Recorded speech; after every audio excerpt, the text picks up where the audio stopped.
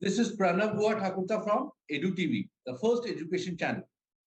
Today, we have Mr. Dutt with us, Mr. Sandeep Dutt. I know him for a long time, and the world of education knows him for his intellectual rigor. Welcome, sir. Sandeep Thank is you. Always Sandeep. good to be at EduTV. Thank you so much, sir.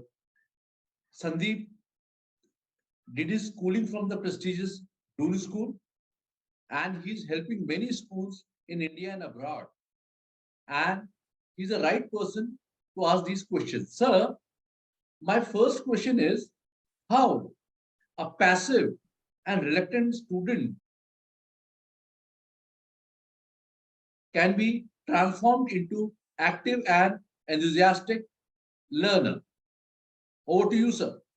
I- I'm glad you used the word learner because not many people use this word. They always wanted to become teachers, and Right, that's the end of the joy. right, So I always tell everyone that when you teach or you preach, you will not succeed.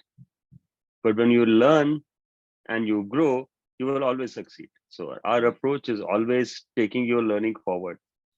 And the challenge today is that perhaps our system has not helped our teachers experience the joy of learning. And we always say that when you build learning communities, learning never ends. It just goes on and on. You may not have enjoyed your schooling experience, but life is a school. And if you have this joy of learning, the quest for the joy of learning with you, there is no end to what you can do to innovate. Now, looking at how we can do it or what we should do, the biggest challenge is to first demolish the classroom. right. Now, that's a very hard statement to make when you say demolish the classroom. Now, what we mean exactly by that is don't look at the classroom as box.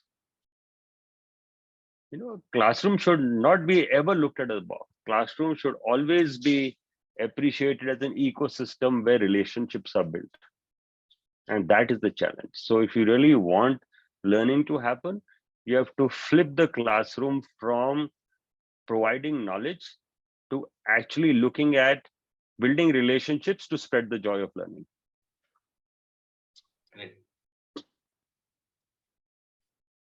Mr. Dats, my second question is, sir, how curiosity can be inculcated among the students, which is going down, and because now students, for anything they want to know, they go to Google, and in Google it is not necessary to be correct. Whatever I have posted or reposted, Google is to extract that. Over to you, sir. Yeah, that's a very good question. First, let me ask you at your end that how come you thought of this question? Professor M.M. Pant, he brought this in my mind. He told me this, Pranav, you should ask all the principals how curiosity can be inculcated.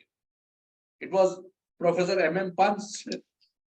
Absolutely. I give him due regard and I'm glad you mentioned him because I consider him as my mentor too. And Okay, I'm happy to learn that he has influenced your thought process. And when you meet Professor Pant, you really understand as to how you can spread the joy. His energy is so contagious that once you meet Professor Pant, first thing you will do after that is you will figure out, I think I should read.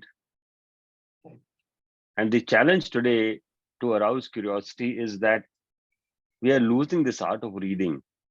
right, So our whole focus at the moment is how do you bring about this curiosity? This curiosity can only happen when the art of reading stays alive. Why? Because reading is what helps you visualize, it helps you imagine, it helps you create a film inside you, it helps you think, it helps you write, and it helps you speak. You can only speak your heart when you reason or you resonate with someone you have read about. You have a very valid point when you say there's so much of knowledge available on Google. What purpose does it serve? It actually doesn't serve a purpose today. In fact, we've reached a stage today that anything on Google is suspect, like what we used to call yesterday. Wikipedia is perhaps not the authentic source, but Google is even worse. Correct. Wikipedia still has some points of reference and tells you where they got the information from. Google tells you nothing. It just puts up information, and if you pay them a little more, it puts that even higher. So you can spread any kind of lies in this world and kill curiosity and give wrong facts and kind of disillusion young people. So when we are talking of exactly how do you bring curiosity, it's very simple. Parents have to read to children, teachers have to read with children, influencers have to read with children. You go back, the radio dramas, what fantastic way that was to bring about curiosity in youth. So Yes. why are we doing a podcast? It's an outcome of, it's an extension of the radio drama philosophy. That's what podcast is. And it's perhaps more real, it's more pragmatic, and it's more make believe than just the drama on a radio. That's the advantage of a podcast. So if you look at this podcast advantage where we are today, curiosity can easily happen. It's not at all difficult when we read with children. So my focus all my life has been so far, at least the last 20 years or so, is to work with teachers, build learning communities, encourage them to read, write, and speak. It's a very tough call because teachers feel that we are trying to, you know, influence their way of work, or we are not letting them work freely. They get some kind of offended with us when you say, "आपको पढ़ना तो आता नहीं है." Right. And that's the challenge we need to address. So looking at this, we found a very simple way. We said there are three joys in life, which I mentioned earlier. First joy is joy of reading. Second joy is joy of writing. And the third joy is joy of speaking. That's why we are here. So when you look at the three joys, you have to look deeply to arouse curiosity, what you must do for each of these three joys. Because these three joys are the essential ingredient of curiosity. Thank you so much, Mr. Dutt.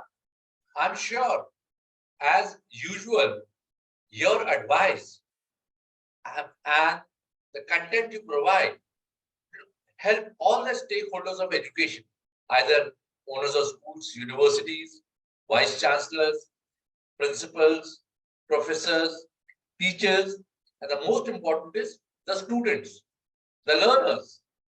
Thank you so much, Mr. Dutt.